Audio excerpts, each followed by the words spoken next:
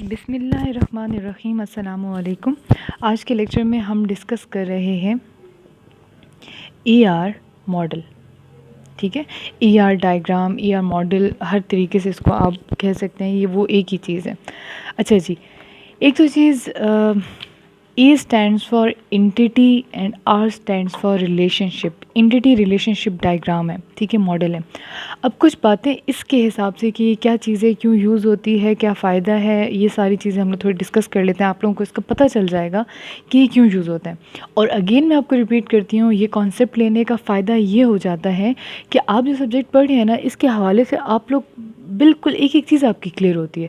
फिर अगर कहीं से भी आएँ बाएँ शाएँ करके या कोई भी कोई तोड़ मरोड़ के कोई अगर आपको क्वेश्चन दे देना, तो आपको आइडिया होता है एक एक चीज़ का, आपको कॉन्सेप्ट्स होते हैं, आप आहिस्ता ही से ही पहुंच जाते हैं लॉजिक तक। तो इस वजह से ये चीज़ इंपॉर्टेंट है। अब ईआर मॉडल जो है ना, अगर आपसे पूछा जाए कि ईआर मॉडल क्या है या ईआर मॉडल बनाने की ज़रूरत क्या है, भाई आपको पता चल गया आपने एक डेटाबेस क्रिएट करना है किसी जगह का, आप बस जाएँ सिंपली डेटाबेस क्रिएट कर लें। इसका नुकसान ये होता है डायरेक्ट डेटाबेस क्रिएट करने का, कि जब आप लोग समझ लें आप लोगों ने एक जगह स्कूल बनाना है या बिल्डिंग कोई भी अपने घर बनाना है जिस तरह, तो घर बनाने के लिए आप नक्शा तो बनाते हैं ना, या आप लोग किसी आर्किटेक्ट के पास जाते हैं और उसको जाके कहते हैं कि यार मैंने ये घर बनाना है, मेरा यही है, इसके अंदर रिक्वायरमेंट है, मतलब मैं इतने कमरे चाहता हूँ, ऐसा डाइनिंग चाहता हूँ, ऐसे बाथरूम चाहता हूँ, कुछ ना कुछ तो आप डिस्कस करेंगे ना। यहाँ पे ऐसे करेंगे कि बुला लेंगे मज़दूरों को और कहेंगे कि भाई शुरू हो जाओ काम करना। और कहीं बीच में जाके आप एक बिल्डिंग खड़ी कर चुके, एक स्टोरी बन चुकी है और ऊपर वाली स्टोरी जब बनाने लगे आप कहते हैं नहीं यार नीचे जो था ना एक और हमें वॉशरूम ऐड करना चाहिए था, नीचे एक और बेडरूम होना चाहिए था। ऐसे कोई भी चीज़ जब आप बाद में ऐड करेंगे वो ऑब्वियसली आपके पास कॉस्टली हो जाएगी। क्यों? क्योंकि आपको फिर सारा तोड़ना पड़ेगा और तोड़ के दोबारा से वो चीज़ ऐड करनी पड़ेगी। तो इसी तरीके से आपने मतलब इससे बचने के लिए आप क्या करते हो, पहले एक छोटा सा मॉडल तैयार कर लेते हो, ठीक है। उस मॉडल पे फिर आप ये करते हो, उस मॉडल पे 2-3 दिन डिस्कशन कर लेते हो कि ऐसे बनेगा ऐसे बनेगा। फिर अपनी सारी रिक्वायरमेंट्स, अब यहाँ पे बातें समझने वाली है कि यहाँ पे इसके अंदर सारी आपकी रिक्वायरमेंट्स जो है ना वो इसके मॉडल के अंदर होंगी। Got it? जितनी भी आप लोगों की रिक्वायरमेंट्स है ना वो सारी इस मॉडल के अंदर होंगी, और इस मॉडल को देखते देखते हम पूरे का पूरा एक स्ट्रक्चर बना लेंगे जो भी हमने बनाना है। बिल्कुल इसी तरह रिक्वायरमेंट्स को देख के ही ईआर मॉडल बनाया जाता है, और ईआर मॉडल को देख के आप लोग अपना डेटाबेस क्रिएट कर लेते हो, ठीक है। बस ये इतनी सी चीज़ है। ईआर मॉडल बनाने की वजह क्या है, ये सारी वजह है। दूसरी बात, ईआर मॉडल को जो दूसरा नाम देते हैं हम लोग कहते हैं कि ईआर मॉडल हम बनाते हैं फॉर कॉन्सेप्चुअल व्यू, या हम लोग कहते हैं कि एक लॉजिकल मॉडल होता है, ठीक है। एक कॉन्सेप्चुअल होता है, एक लॉजिक होता है, जो भी हमारी रिक्वायरमेंट्स होती हैं, जो भी हमारे लॉजिक्स होते हैं उनको हम लोग एक डायग्राम की शक्ल दे देते हैं। ऐसा नहीं होता, अभी यहाँ पे कॉन्सेप्ट क्लियर करें, ये यहाँ पे लिखा है इस वजह से मैंने कॉन्सेप्चुअल लॉजिकल। आप जाके किसी ने कंप्यूटर खोल के डेटाबेस खोल के देखें, मतलब जहाँ पे डेटा आपके भैया ये यहाँ पे ये क्यों नहीं बने हुए यहाँ पे जिस तरह हमने पढ़ा हुआ है, ऐसा नहीं। सिर्फ समझें कि आप लोग हमें समझाने के लिए, हम अपने समझने के लिए इसको आसानी के तौर पर ऐसे कर लेते हैं, ठीक है। ये हो जाता है हमारे पास ईआर मॉडल की हिस्ट्री या अंडरस्टैंडिंग, कॉन्सेप्ट कर लें इसको कि ये क्यों किया जाता है, ठीक है जी। अब बात आती है ईआर मॉडल के अंदर क्या क्या चीज़ें इन्वॉल्व होती हैं, क्यों क्यों होती हैं और कैसे उसका आपस में होता है। एंटिटी के बारे में पहले डिस्कस कर लेते हैं कि व्हाट इज़ एंटिटी। एंटिटी जो है ना जी, एंटिटी का दूसरा नाम अगर मैं आपको कहूँ दैट इज़ ऑब्जेक्ट, या हम लोग कहते हैं एनीथिंग जिसकी एग्जिस्टेंस हो, जिसको हम लोग जिसकी कोई ना कोई करेक्टरिस्टिक्स हम डिफ़ाइन कर सकते हो, हम उसको एंटिटी कहते हैं। मेरी प्रेफरेंस यही होती है पढ़ाते हुए कि मैं हमेशा ईआर मॉडल या डेटाबेस पढ़ाते हुए कॉलेज या यूनिवर्सिटी की एग्जांपल देती हूँ, क्योंकि स्टूडेंट्स को ये चीज़ ज़्यादा इजीली समझ आ जाती है। तो इसी तरह इसको भी हम लोग यूनिवर्सिटी कॉलेज स्टूडेंट्स के डेटाबेस के हिसाब से लेके चलेंगे। जब हम लोग बात करते हैं यूनिवर्सिटी की, या चलिए यूनिवर्सिटी की से लेके चलते हैं, तो यूनिवर्सिटी में कितने लोग हैं काम करने वाले। अगर हम लोग लोगों के रोल्स देख लें तो हमारे पास होते हैं जी स्टूडेंट्स, हमारे पास होती है फैकल्टी, मेनली यही होते हैं, और एक एडमिनिस्ट्रेशन भी होती है, उसको फ़िलहाल छोड़ दें। लेकिन ये चीज़ें होती हैं हमारे पास। ये क्या होते हैं, ये एंटिटीज़ होती हैं, ठीक है। इनके बारे में कोई ना कोई हम लोग करेक्टरिस्टिक डिफ़ाइन कर लेते हैं। किस तरह डिफ़ाइन कर सकते हैं हम इनके बारे में करेक्टरिस्टिक्स, कि स्टूडेंट का नेम हो सकता है, उसका रजिस्ट्रेशन हो सकता है, उसकी आईडी हो सकती है, उसका एड्रेस, उसका कॉन्टैक्ट नंबर, उसका मार्क्स, ग्रेड, सारी चीज़ें उसकी स्टूडेंट्स पे आ जाए। फैकल्टी के अंदर टीचर्स कौन कौन से टीचर्स, फैकल्टी का टाइम जिस तरह एक हम लोग कर लेते हैं, उनकी एक मिनिमम सैलरी कर लेते हैं, कुछ ना कुछ इस तरह जिसके बारे में आप कोई ना कोई करेक्टरिस्टिक डिफ़ाइन कर लो, हम उसको कहते हैं कि वो चीज़ हमारे पास क्या हो जाती है, एंटिटी हो जाती है। ठीक है जी। अब ER डायग्राम के अंदर दूसरी चीज़ हमारे पास रिलेशनशिप आता है कि ये आपस में कैसे रिलेट हुए होते हैं, दो एंटिटीज़ आपस में कैसे रिलेट हुई हुई होती हैं। ठीक है, इनके आपस में रिलेशनशिप कैसा है ये भी हम लोग डिस्कस करते हैं ER मॉडल के अंदर। ठीक है, फिर उसके अंदर आप लोगों के पास 1 to 1, मैनी टू मैनी वो रिलेशनशिप्स आ जाते हैं सारे। ठीक है, फ़िलहाल के लिए मैं आपको बताती हूँ कि ये है जी स्टूडेंट, और स्टूडेंट के साथ फॉर एग्ज़ाम्पल हम लोग ले लेते हैं कोर्स का, ले लेते हैं एक।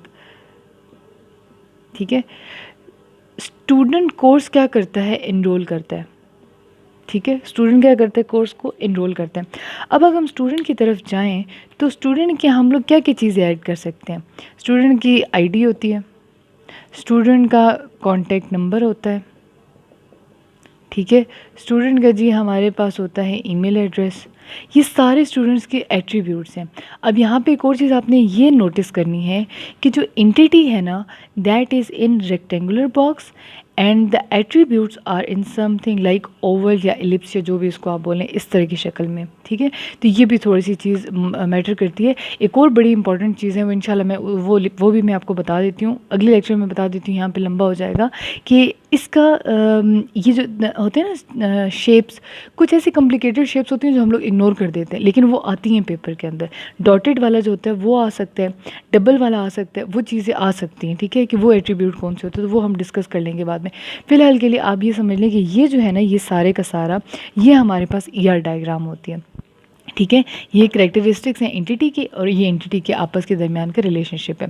फ़िलहाल के लिए ये है एंटिटी ER डायग्राम के लिए। इसके बाद इसके फंक्शनैलिटीज़ पढ़ लेते हैं कि ये आपस में, सॉरी फंक्शनैलिटीज़, ये रिलेशनशिप्स पढ़ लेते हैं कि आपस में इनके रिलेशनशिप कैसे होते हैं। 1 to 1, 1 to many, many to many, इस तरह के रिलेशनशिप पढ़ लेते हैं। ठीक है जी, ओके जी। अब हम देख लेते हैं टाइप्स ऑफ रिलेशनशिप्स। रिलेशनशिप जब भी हम दो एंटिटीज़ के दरमियान शो करते हैं ना, उसके लिए हम लोग इस तरह का डिसीजन बॉक्स या डायमंड बॉक्स यूज़ करते हैं। ठीक है, कुछ इस तरह का यूज़ करते हैं। ठीक है, इसके अंदर रिलेशनशिप लिखते हैं, जो भी रिलेशनशिप लिखना होता है। कि जैसे अभी उन्होंने लिखा था ना, स्टूडेंट इनरोल्स स्टूडेंट इनरोल्स अ कोर्स, तो वो जो इनरोलिंग है ना, वो it would be in a decision, sorry diamond box. Okay, diamond box के अंदर होता है। अब अगला आ जाता है 1 to 1, 1 to many, many to many. ये दो एंटिटीज़ के दरमियान का बता रहे हैं। दो एंटिटीज़ में एक एग्जांपल के साथ कोड करती जा रही हूँ और एक एक ऐसे एक्स्ट्रा बताती जाती हूँ। जिस तरह अगर फॉर एग्जांपल इस तरह हो कि एक HOD है, हेड ऑफ़ डिपार्टमेंट, क्योंकि एंटिटी है तो ऐसा होगा।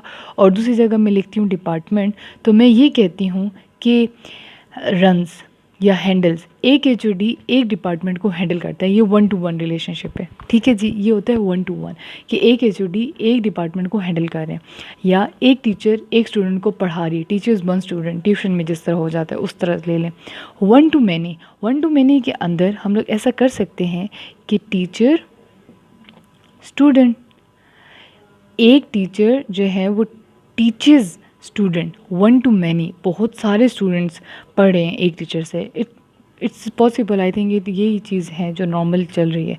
मैनी टू मैनी का मतलब ये होता है कि बहुत सारे लोग, बहुत सारी एंटिटीज़, बहुत सारी चीज़ों के साथ एसोसिएट हो। जिस तरह इसकी तो सबसे आसान एग्जांपल यही है कि एक स्टूडेंट, यानी सॉरी बहुत सारे स्टूडेंट्स इनरोल कर सकते हैं बहुत सारे कोर्सेज। ठीक है, बहुत सारे स्टूडेंट बहुत सारे कोर्सेज इनरोल कर सकते हैं। Please forgive the writing and ignore it. आप जो मैं बोलती जा रही हूँ अपने पास लिखते जाएं। ठीक है, ऐसा हो जाता है जब काम बहुत ज़्यादा हो जाए तो ऐसी छोटी छोटी गलतियाँ हो जाती हैं, लेकिन ये बहुत ही गंदा लिखा गया। टीचर टीचर्स, ये enrol and it was like run. ठीक है, इस तरह की चीज़, लेकिन अंदर लिखनी है, मैंने बाहर लिख दी। अंदर लिखती चीज़ आपको समझ आ जाएगी कि what actually does it mean. 1 to 1, 1 to many, many to 1 and final, बस इतना ही है टाइप्स ऑफ रिलेशनशिप। लेकिन दो कॉन्सेप्ट आते हैं, that is cardinality and modality. वो थोड़ा सा हो सकता है ऊपर नीचे, वो हम लोग कर लेते हैं। उसके बाद एक और वैसे रिलेशनशिप होते हैं ज़ीरो और नन रिकर्सिव, लेकिन हम उसको बाद में डिस्कस कर लेंगे। वो थोड़ी और कंडीशंस होती हैं, इस तरह की नहीं होती, और तरह की होती हैं।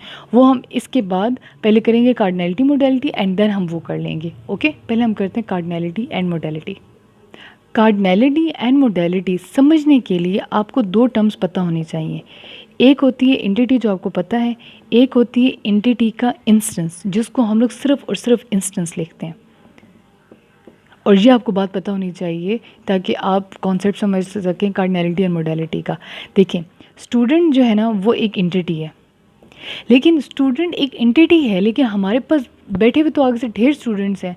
फॉर इंस्टेंस, जब मैं स्टूडेंट का बनाऊंगी ना एंटिटी, तो इस तरह बनाऊंगी। देखिए, अगर स्टूडेंट बना रही हूँ, ये है, तो स्टूडेंट तो ए बी सी डी इतने सारे स्टूडेंट्स हैं, तो वो जो एक स्टूडेंट है ना, हम ये कहते हैं कि वो इंस्टेंस है इस एंटिटी का। ठीक है, जिस तरह A is instant of student, B is instance of student, actually B is instance of the entity student, लेकिन हम इसको पढ़ते हैं इस तरह है कि B is instance of student, student is the entity.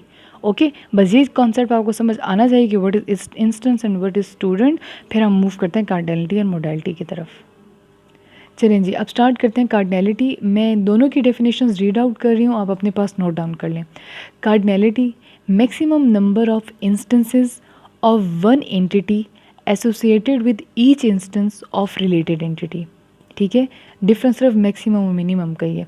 Modality, minimum number of instances of one entity associated with each instance of related entity.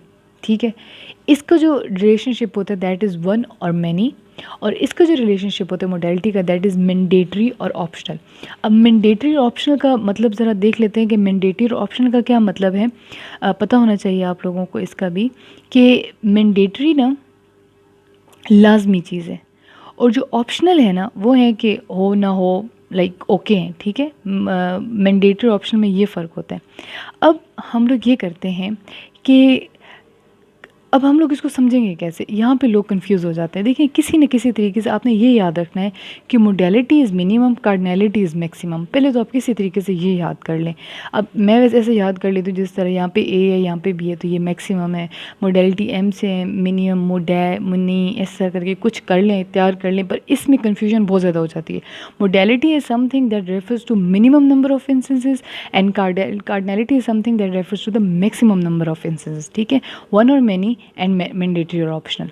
ठीक है जी, कार्डिनैलिटी जब आपने ड्रॉ करनी होती है ना, तब ये अब आप लोग लिख लियो कि अपने पास, मैं आपको तरीका बताती हूँ करने का इसका। कार्डिनैलिटी जब आप ड्रॉ करते हैं ना, तो कार्डिनैलिटी ड्रॉ करने के लिए आपके पास, अभी मैंने आपको बताया, वन और मैनी, वन और मैनी। ठीक है, कवे का पंजा इस तरह बनाना है, वन और मैनी का रिलेशनशिप। ठीक है, वन और मैनी। अब अगर आपने मोडेलिटी ड्रॉ करनी है ना, तो दो चीज़ें इसके अंदर, एक है मैंडेटरी और एक है ऑप्शनल। तो इस चीज़ के लिए आप इस तरह करते हो, मैंडेटरी एंड ऑप्शनल। ठीक, इसके अंदर ये होते हैं, आप ध्यान से बात समझिएगा क्योंकि मैक्सिमम नंबर है। अगर 10 इंस्टेंसेस है ना, तो कहते हैं कि वन और मैनी, मतलब ये है कि मैक्सिमम कितना हो सकता है, 10। ठीक है, मिनिमम मतलब कम से कम कितना हो सकता है, वन। कुछ ना कुछ तो होगा ना, ज़ीरो नहीं कर सकते हम इसको कभी भी, वन टू मैनी, तभी इसको कहते हैं वन और मैनी है। वन और मैनी, ज़ीरो और मैनी नहीं कहते, वन और मैनी कहते हैं इसको। ठीक है, एक होना चाहिए या ज़्यादा होने चाहिए। ज़्यादा कितने हो सकते हैं, 10 हो सकते हैं, क्योंकि टोटल इंस्टेंसेस ही 10 है। अब मोडेलिटी कहते हैं मिनिमम नंबर, कम से कम नंबर कितना हो सकता है। तो मोडेलिटी का कम से कम नंबर क्या होता है, 0 हो सकता है। ठीक है, और इस वजह से इसको कहते हैं कि ऑप्शनल या मैंडेटरी। अगर मैंडेटरी होगा तब 1 होगा, ऑप्शनल होगा तो 0 होगा। ठीक है, अब इसको हम करते हैं कि इन दोनों को आप प्लॉट कैसे करेंगे। प्लॉट इस तरह करेंगे, अब आप ध्यान से बात समझनी है। मैं आपको एक रिलेशनशिप बताती हूँ जो बड़ा कॉमन है, एफएससी की बुक्स में यूज़ होता रहता है। दैट इज़ मैन्युफैक्चरर बनाने वाला। ठीक, एंटिटी, इस वजह से मैंने उसको इसके अंदर कर दिया। और दूसरी चीज़ है मेरे पास, इधर बना देती हूँ, कार्स। अब इन दोनों के दरमियान ज़रा खुद बताएं रिलेशनशिप क्या होगा। एक बात आपने पहली बात ये याद रखनी है कि जब भी आप लोग ड्रॉ करेंगे तो ये छोटी छोटी बातें होती हैं, पेपर में आ जाती हैं, फिर बंदा तब कंफ्यूज हो जाता है। जो एंटिटी होती है ना, एंटिटी की जो बिल्कुल पास वाली लाइन होती है, जो पहला रिलेशनशिप होता है, दैट शोज कार्डिनैलिटी। ठीक है, और इसके जो बाद वाला होता है ना, दैट शोज़ मोडेलिटी। ज़्यादा से ज़्यादा, कम से कम, ज़्यादा से ज़्यादा, कम से कम, ऐसे करके करते हैं, ठीक है। इसी तरह जो इसका यहाँ पे होगा एंटिटी के पास, दैट वुड बी कार्डिनलिटी, और जो यहाँ पे होगा वो होगा मोडेलिटी, ठीक है। ये सब समझाने के लिए मैंने आपको किया है, आपने अभी ऐसे नहीं करना, ठीक है। अब आपको मैंने बताया पहले कार्डिनलिटी है फिर मोडेलिटी है। पहले कार्डिनलिटी है, कार्डिनलिटी पर डिफाइन कर लेते हैं। कार्डिनलिटी कैसे कहते हैं? One two many.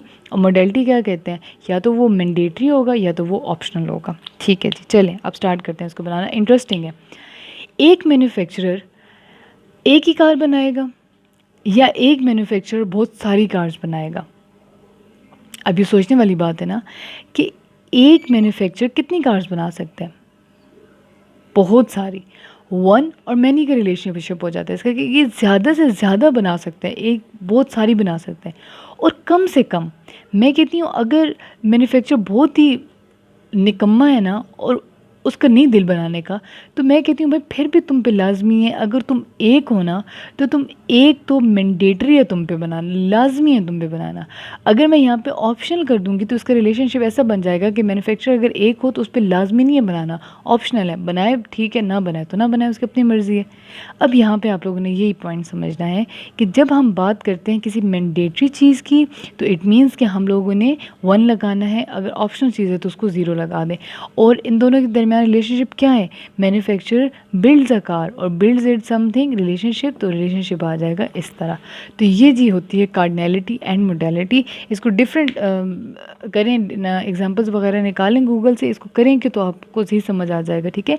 कार्डिनलिटी इस तरफ होती है, मोडेलिटी दूसरी तरफ होती है। मतलब कार्डिनलिटी एंटिटी वाली साइड पे होती है, ज़्यादा से ज़्यादा, कम से कम, आगे मोडेलिटी होती है, ठीक है जी। इसके बाद हम करते हैं एट्रीब्यूट्स की टाइप कर लेते हैं। ओके जी, टाइप्स ऑफ एट्रीब्यूट्स हम करने वाले हैं। इससे पहले आपको ये तो पता है कि एट्रीब्यूट्स क्या होते हैं, लेकिन सर ये भी चीज़ देख लें कि एट्रीब्यूट्स को शो करने के लिए हम लोग इस तरीके से ओवल शेप या एलिप्स यूज़ करते हैं। अब आगे से थोड़ी सी कुछ ऐसे टाइप्स होती हैं एट्रीब्यूट्स की जहाँ पे जाके इसकी ये जो शेप होती है ना चेंज कर दी जाती है, कुछ चीज़ ऐड कर दी जाती है। अब उसके लिए ज़रूरी है कि आपको पता होना चाहिए, पता हो कि किस वक्त जाके वो चीज़ चेंज होती है या किस वक्त जाके उसकी चीज़ ऐड होती है उसकी शेप के अंदर। तो सबसे पहले हम लोग करते हैं सिंगल और multi valued, single versus multi valued attributes. Single attribute वो होता है जिसकी वैल्यू हमेशा सिंगल रहती है, मतलब कि मुमकिन नहीं है कि इसके अंदर दूसरी वैल्यू ऐड की जाए। जिस तरह आप लोगों का रजिस्ट्रेशन नंबर है या आप लोगों का रोल नंबर है, रोल नंबर या रजिस्ट्रेशन नंबर हमेशा क्या रहता है? सिंगल ही रहता है। वो कभी भी डबल नहीं हो सकता है या दो वैल्यूज़ आपको नहीं मिलती, हमेशा आपको एक ही रजिस्ट्रेशन नंबर मिलता है, ठीक है। मल्टी वैल्यूड का अगर आपको कॉन्सेप्ट लेना हो तो मल्टी वैल्यूड के अंदर आप जब एडमिशन फॉर्म या कोई भी फॉर्म फिल करते हैं तो उसके अंदर मल्टी वैल्यूड में मोबाइल फ़ोन नंबर की अगर हम बात करें तो मोबाइल फ़ोन नंबर के अंदर हमारे पास दो जगह होती हैं जहाँ पे आप लोग चीज़ एंटर कर सकते हैं, ठीक है। या एड्रेस के अंदर परमानेंट एड्रेस हो गया और दूसरा कौन सा होता है? प्रेजेंट एड्रेस होता है, ठीक। जिस एट्रीब्यूट के अंदर हम लोग दो एक से ज़्यादा वैल्यूज़ कर सकें enter, it means that would be multi valued. और सिंगल वैल्यू क्या होती है? जिसके अंदर सिर्फ खाली एक वैल्यू होती है, ठीक है। मल्टी वैल्यूड की अगर बात करें तो उसके ऊपर हम लोग डबल ये इस तरह करके करते हैं, ठीक है। अगर ईमेल है डबल है, फ़ोन नंबर है डबल है, जो भी चीज़ एक से ज़्यादा वैल्यू जिसके अंदर स्टोर हुई होती है वो मल्टी वैल्यूड एट्रीब्यूट होता है। और ERD डायग्राम के अंदर उसको ऐसे शो किया जा सकता है। और ये आता है पेपर के अंदर, क्वेश्चन ये बना हुआ होगा तो बताएं जी कौन सा है इसमें से कौन सा एट्रीब्यूट ये वाली चीज़ शो करता है, ठीक है जी। उसके बाद आ जाता है सिंपल वर्सेस कंपोजिट। सिंपल और कंपोजिट में ये फ़र्क है कि सिंपल के जो एट्रीब्यूट होते हैं उसकी वैल्यू को मज़ीद ब्रेक डाउन नहीं किया जा सकता, और जो कंपोजिट होती है ना वो वैसे ही दो तीन चीज़ों से मिलके बनी होती है तो उसको ब्रेक डाउन किया जा सकता है। जिस तरह अगर मैं नेम का एट्रीब्यूट बोलूँ तो नेम के एट्रीब्यूट में हमारे पास लास्ट नेम भी होता है और फर्स्ट नेम भी होता है, ठीक है। तो एक नेम का जो एट्रीब्यूट है उसको आगे से हम लोग दो हिस्सों में डिवाइड कर सकते हैं। लेकिन जब हम लोग बात करते हैं एज की तो एज का जो एट्रीब्यूट है it can't be divided in further more attributes के एज को फर्दर डिवाइड नहीं कर सकते, ठीक है। तो इस वजह से जो डिवाइड नहीं हो सकता दैट इज़ सिंपल एट्रीब्यूट, और जो डिवाइड हो जाए, क्यों डिवाइड हो? क्योंकि उसके अंदर वैल्यूज़ ऑलरेडी ज़्यादा हैं, ये समझे वो दो तीन चीज़ों से मिल के बना हुआ है, तो इस वजह से उसको हम क्या कह देते हैं? That is composite. ठीक है जी। इसकी शेप में कोई फ़र्क नहीं पड़ता, अगले के यहाँ पे पड़ता है। Stored versus derived. स्टोर्ड का मतलब ये है कि जो चीज़ एक दफ़ा स्टोर होगी बस वही एज़ इट इज़ है, उसको ना हमने बदलना है ना हमने कुछ करना है। जिस तरह डेट ऑफ बर्थ है या आपकी ईमेल एड्रेस है, फ़ोन नंबर है, नाम है, कुछ भी है, वो चीज़ स्टोर्ड है, जो आपने स्टोर कर दिया दैट इज़ स्टोर्ड। ड्राइव्ड का मतलब ये हो सकता है कि अगर DOB लिखी हुई है, डेट ऑफ बर्थ लिखी हुई है, तो वो एज खुद से कैलकुलेट करके आपको दे दे। ठीक है, नाम से वैसे शो हो रहा है। ड्राइव्ड का मतलब ये होता है कि किसी और से वो ड्राइव करके आई हो। DOB पता हो तो एज वो खुद ब खुद आपको कैलकुलेट करके दे सकता है। तो ऐसे एट्रीब्यूट्स जिनके अंदर डेट खुद से या सॉरी डेट नहीं, खुद से एट्रीब्यूट अपना जो वैल्यू है वो खुद से ड्राइव कर ले किसी और वैल्यू पे डिपेंड करते हुए, तो उसको हम कहते हैं ड्राइव्ड है। और ड्राइव्ड को हम लोग करते हैं, बल्कि ऐसे बनाते हैं और इसको डॉटेड कर देते हैं। ठीक है, तो ड्राइव्ड जब होगा तो वो क्या होगा, डॉटेड होगा। ठीक है जी। इसके बाद आ जाती है की वर्सेस नॉन की। की वर्सेस नॉन की का कॉन्सेप्ट हम लोग ऑलरेडी कर चुके हैं। की होती है प्राइमरी की, नॉन की होती है जो प्राइमरी की नहीं होती। तो आपने यहाँ पे ये समझना है कि यहाँ पे क्यों हम लोग लेके आए। देखिए स्टूडेंट का जब हमने बनाया था तो हमने ये चीज़ कहा था कि जो नेम है ना वो प्राइमरी की नहीं बन सकता, उसका एड्रेस भी प्राइमरी की नहीं बन सकता, फादर नेम कुछ भी प्राइमरी की नहीं बन सकता। सिर्फ जो चीज़ प्राइमरी की बन सकती है दैट इज़ रजिस्ट्रेशन नंबर और रोल नंबर। तो जो एट्रीब्यूट जिसके अंदर प्राइमरी, जिसको हम ये कहते हैं कि ये प्राइमरी की बनने के कैपेबल है और उसको हमें प्राइमरी की सिलेक्ट भी कर लिया है, तो उस टाइम पे हम लोग क्या करते हैं कि उसको हम लोग जब ड्रॉ करते हैं ERD डायग्राम में, तो उसके ऊपर ऐसे एट्रीब्यूट तो है ही सी, सर्कल तो बनाएंगे ये ओवल सा, और उसके अंदर ऐसे लाइन लगा देंगे। तो ये बात याद रखनी है कि जब ओवल के अंदर एक छोटी सी लाइन होगी किसी भी एट्रीब्यूट के नीचे, तो इट मीन्स कि वो क्या होगी, की होगी। और नॉन की क्या होगा, नेम एड्रेस वगैरह वो सारी नॉन की होंगी, और वो सिंपल एक एलिप्स के अंदर या ओवल के अंदर, जो भी होते हैं ओवल के अंदर वो स्टोर हुआ होगा। ठीक है जी। अब रिक्वायर्ड एंड ऑप्शनल, जब भी फॉर्म फिल कर रहे होते हैं आप लोग, कुछ चीज़ें रिक्वायर्ड होती हैं, ईमेल रिक्वायर्ड हो गया, नेम रिक्वायर्ड हो गया। आप लोग जब फॉर्म फिल कर रहे हो तो उसके ऊपर अक्सर ना, मैं भी यहाँ से रब करने वाली हूँ, उसके ऊपर अक्सर स्टेरिक्स लगे हुए होते हैं इस तरह करके कि ये कंटेंट्स आर रिक्वायर्ड। तो इस कंटेंट रिक्वायर्ड होने की वजह से उसके ऊपर क्या लगे होते हैं ये। तो ये बेसिकली वैसे ERD के अंदर यूज़ नहीं होता, वैसे मैं आपको ओवरऑल बता रही हूँ। ये एट्रीब्यूट्स की एक टाइप है, तो इसे डिस्कस हो रही है यहाँ पे कि जिसके ऊपर ये लगा हुआ होता है इट मीन्स कि वो रिक्वायर्ड है, और जिसके ऊपर ये ना लगा हो तो उसके बगैर भी फॉर्म फिल हो सकता है। और अगर आप उसको ओके कर दें, सेव कर दें, तो फॉर्म आपका फिल हो जाता है और सबमिट भी हो जाता है। लेकिन जिन फील्ड, जिन एट्रीब्यूट्स के ऊपर ये लगा हुआ तो इट मीन्स कि वो क्या है, रिक्वायर्ड है। ठीक है जी। इस तरह हमारा ER डायग्राम का मोस्टली जो मेजर टॉपिक्स हैं कवर हो गए हैं। अंडरस्टैंडिंग आप लोगों की डेवलप हो जानी चाहिए अब तक। इसके बाद हम लोग करेंगे इसके नेक्स्ट जो टॉपिक्स हैं वो स्टार्ट करेंगे। ठीक है जी, अल्लाह हाफिज़।